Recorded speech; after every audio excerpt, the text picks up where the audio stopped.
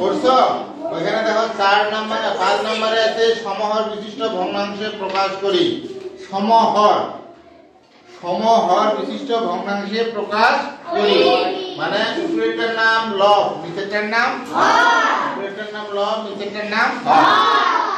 দুইটা এখানে ভগ্নাংশ আছে, এটা একটা।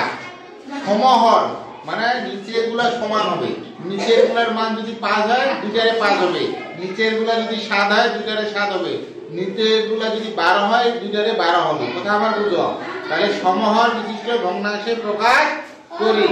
এটা করার ক্ষেত্রে তোমরা কি করবা? নিচের সংখ্যা দুটা মাহাদির, নিচের সংখ্যা দুটা অন্যখানে লসাগু বার করে নেবেন।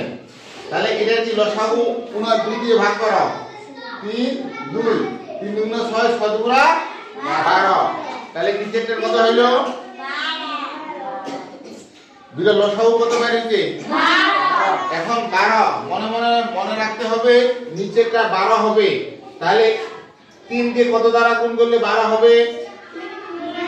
3 4 তাহলে নিচে যদি 4 দ্বারা গুণ করি উপরেও 4 দ্বারা গুণ করব। আরেকটা সংখ্যা আছে 4, 4 কে কত দ্বারা গুণ করলে 12 হবে? 3 3 4 12। এখানে 3 দ্বারা গুণ করছি মানে উপরেও 3 দ্বারা, এখানে 4 দ্বারা গুণ করছি মানে উপরেও 4 দ্বারা। কথা আমার বুঝো? এখন গুণ করে দিবে 4 কে 4 3 4 12, 3 কে 3 3 4 12। এটাই সমহরে প্রকাশ হয়ে গেল।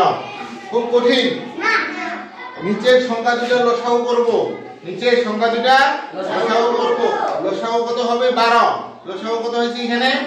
12। তাহলে এটা তো 12 বানাইতে হবে, এটা তো 12 বানাইতে। এটাকে 12 বানাইলে কত দ্বারা গুণ করব? 4 দ্বারা। 3 4 12। এখানেও 4 দ্বারা গুণ দিছি, উপরেও 4 দ্বারা গুণ দিছি।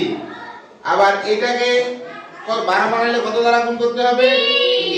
4 3 12, 4 3 ওইজন্য এখানেও 3 দ্বারা গুণ দিছি, উপরেও 3 দ্বারা গুণ দিছি। এখন গুণ করে দিব, তাহলে সমহর বিশিষ্ট ভগ্নাংশে পরিণত হবে।